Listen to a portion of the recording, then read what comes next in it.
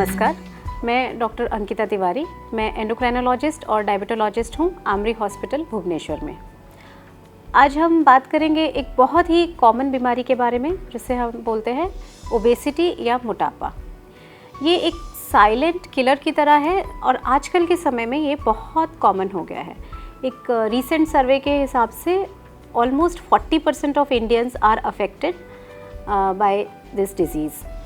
पहले बात करते हैं कि क्या है ओबेसिटी। हमारी बॉडी में नॉर्मल फंक्शन के लिए फ़ैट की ज़रूरत है, लेकिन यही फ़ैट अगर एक्सेस मात्रा में बॉडी में जमा हो जाए तो उसे ओबेसिटी बोलते हैं। ओबेसिटी को मेजर करने के बहुत से तरीके हैं, लेकिन इसमें जो सिंपल तरीका हम यूज़ करते हैं BMI या बॉडी मास इंडेक्स, जिसे हम पेशेंट के वेट और हाइट के हिसाब से एक फॉर्मूले के हिसाब से BMI कैलकुलेट करते हैं। अगर ये BMI 23 के ऊपर है तो पेशेंट ओवरवेट है, और अगर ये 25 के ऊपर है तो वो ओबीस है। ओबीस क्यों होते हैं पेशेंट, क्या कारण है ओबेसिटी के, अब इस बारे में बात करते हैं।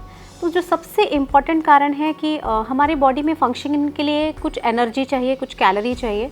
अगर हमारा इनटेक वो कंजम्पशन से ज़्यादा होगा तो जो भी एक्स्ट्रा कैलोरीज़ हैं वो स्टोर हो जाएंगी। मान लीजिए एक नॉर्मल बॉडी के फंक्शन के लिए हमें 2000 कैलोरीज़ की ज़रूरत है, लेकिन वही पर्सन अगर रोज़ 3000 4000 कैलोरी कंज्यूम कर लेंगे तो जो वो एक्स्ट्रा 1000 या 2000 कैलोरीज़ हैं वो धीरे धीरे जमा होती रहेंगी और आफ्टर फ्यू मंथ्स या कुछ साल के बाद में वो एक्स्ट्रा वेट उनके बॉडी में दिखने लगेगा।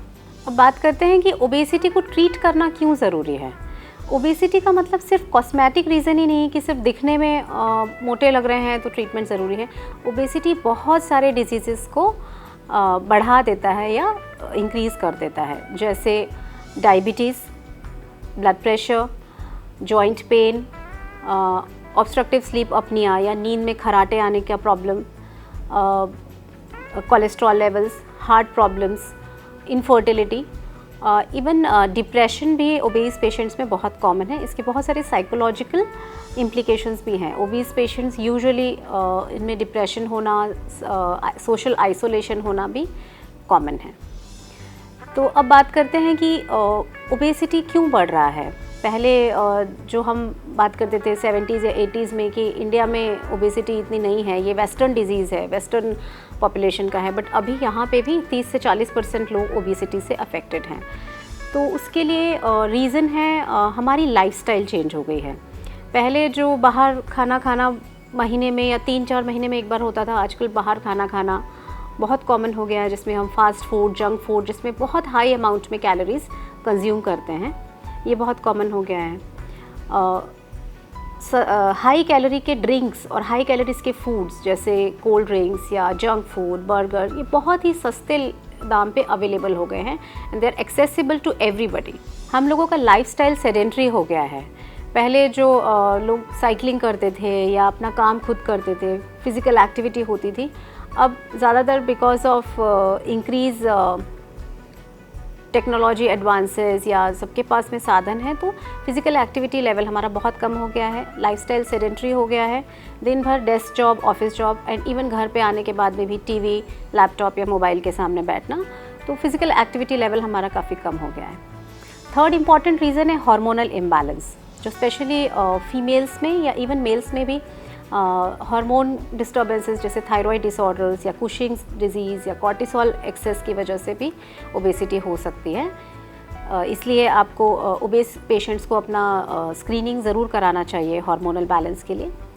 कुछ ड्रग्स खाने की वजह से भी, कुछ मेडिसिन्स जैसे स्टेरॉइड या कुछ पिल्स, उनकी वजह से भी ओबेसिटी होती है। एक बहुत इम्पॉर्टेंट रीज़न है जेनेटिक। जैसे आपकी बॉडी की बनावट आपके जीन्स पर डिपेंड करती है, तो आपका जो BMR है, जो बेसल मेटाबॉलिक रेट है, वो भी काफ़ी कुछ आपके जीन्स पर डिपेंड करता है। तो इसीलिए ओबेसिटी जो है बहुत बार फैमिलियल होती है। आप देखेंगे कि पेरेंट्स भी ओबीस हैं, बच्चे भी ओबीस हैं, तो genetic is also one of the reason. अब बात करते हैं ओबेसिटी के ट्रीटमेंट के बारे में। तो ट्रीटमेंट मेनली 3 पार्ट्स में डिवाइडेड है: लाइफस्टाइल मॉडिफिकेशन, मेडिसिन्स और सर्जरी।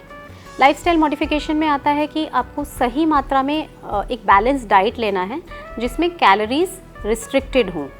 बहुत सारे साइंटिफिक स्टडी ने ये प्रूव किया है कि अगर आप अपना कैलोरी इनटेक 500 कैलोरी से कम कर देते हैं, मान लीजिए आप 2500 कैलोरीज खा रहे हैं और अगर 2000 खाने लग जाते हैं तो एक ही महीने में आप 2 से 3 किलो वेट लूज़ करेंगे।